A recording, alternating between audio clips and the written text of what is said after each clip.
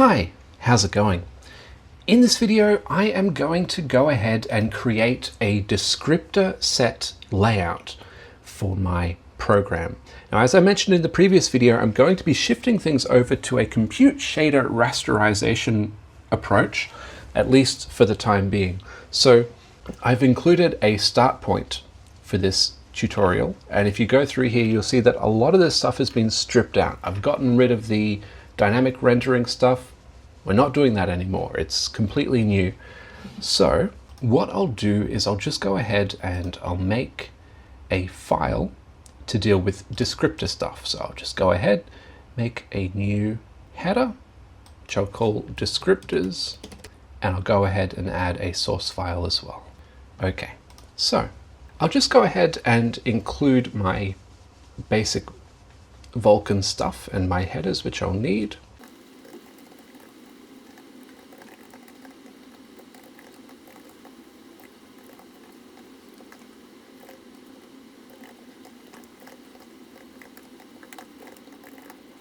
And in order to make this descriptor set layout, just to improve the reusability, I'm going to make a helper class which builds a descriptor set layout. I know I'm saying this a lot. It's a little bit repetitive, but the basic idea is I'll have a builder class, and then the public interface of that builder class is we'll have functions to add or register descriptor set entries, and then functions to add or register descriptors, and then functions to build the descriptor set for that set of descriptors.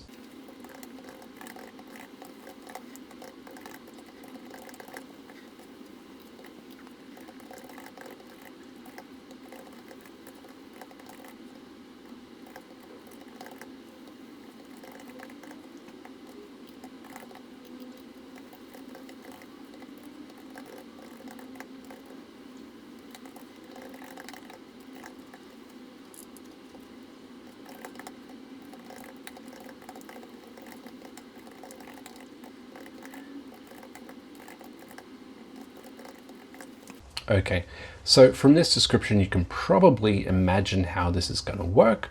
We start off with, registering the device, having an empty vector of bindings. Then as we continually call this function, we'll be continually pushing on to the end of that binding set. And then that will be used for building, and then reset will clear it out. So nice and simple. Let's go ahead and work on the implementation.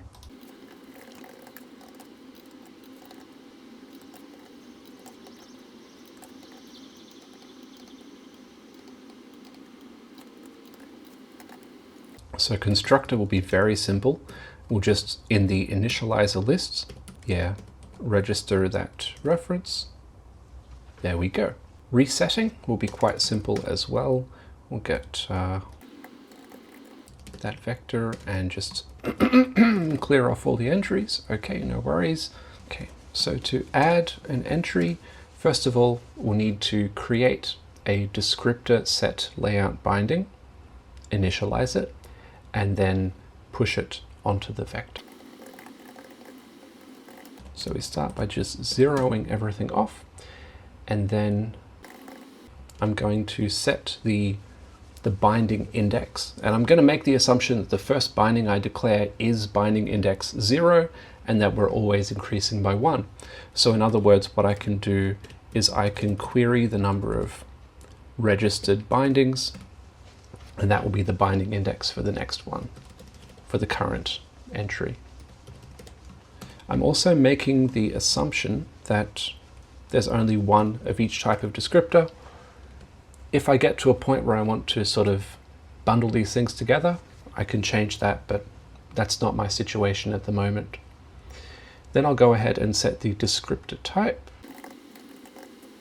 to the declared type up above, and then I'll go ahead and set the shader stage. Now I believe that these shader flags can actually be used to declare descriptors which will be used in multiple pipelines. Like, we don't need to be restricted, and we can also have descriptors of multiple types, I believe. So let's say, for instance, we have a image which is a storage image in a compute shader, but then a sampled image in a fragment shader or something. Then we could actually have combinations of these, bitwise ORed together. That's not what I'll be doing in my case, but it's interesting. So then I'll go ahead and register that. I'll push it onto my vector and we're done. So this next bit is a little more involved. So just like everything in Vulkan, we're going to populate some create info. So we'll have descriptor set layout create info.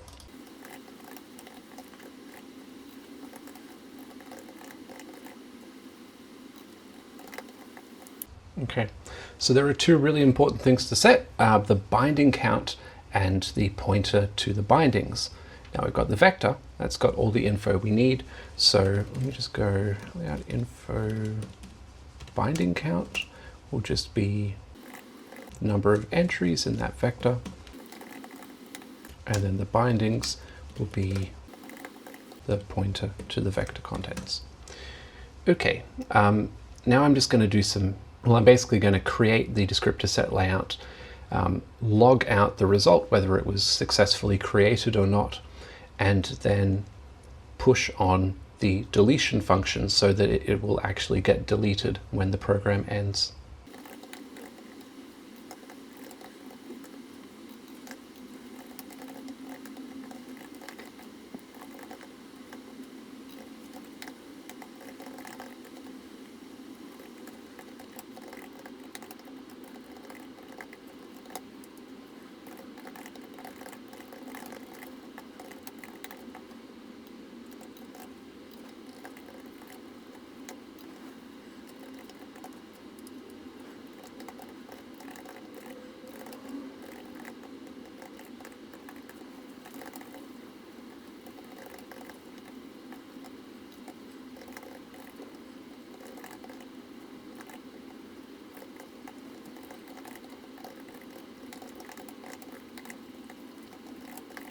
Okay, cool.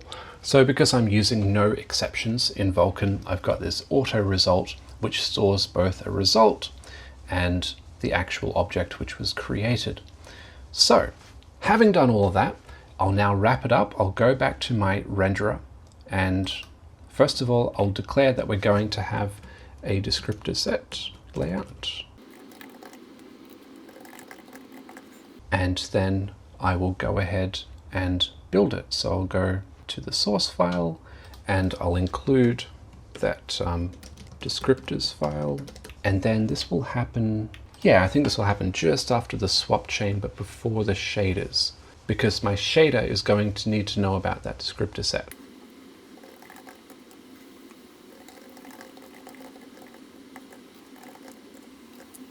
Okay, I could have picked a more succinct name, but I'll just do this. So we'll go ahead, we'll add an entry, and I'm going to use this in the compute shader,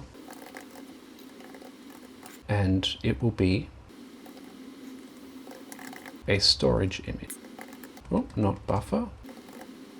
So like I said in the previous video, I'm moving over to a compute-based rasterizer. I'm going to need a color buffer, and that color buffer will be a storage image. There is the possibility of using a storage buffer instead, but I think I'm just going to do it this way, for the reason that the compute shader will write to the storage image, and then that storage image will be directly copied to the swap chain image with no need for an intermediate shader. Okay, then let's go ahead and build it. And let's check and see if this is working. I went ahead and commented out a lot of this other stuff. So currently this will just show up with a white screen, but it's the lack of validation messages that I'm looking for. Just want to make sure this thing builds with no errors. In a lot of ways, this feels like back to the old days. Okay, because we've got that white screen, we've got no display, but we have successfully created a descriptor set layout. Awesome. And then when we close it, we can see that we have also destroyed that descriptor set layout, and there are no errors, So I'm happy with this for now. Okay, let's put a flag in the sand right now and say we can make a descriptor set layout for our storage image. Hey, so I was about to edit this video, but then I remembered I've got new Patreon supporters. So really big thank you to all of my channel supporters. If you would like to support me, it's just $2.50 a month. But if you'd like to give more, I won't say no. So without further ado, a really big thank you to Antonin Carrette, Dankyo Foles, Declan, Endelon Studios, Catania, Gary Deschênes, Jean Valsvilla, Lane Duhit, Mathieu Derick, and Moim. Thank you so much, my dudes. Making high quality videos takes time, and I guess it takes even less time when I go on random tangents and deep dives, but thank you so much. It really does mean a lot. I know I just complained about a Mandarin Americano, but having that little extra bit to buy coffee, it really does make a difference. I'm looking so tired at the moment. Okay.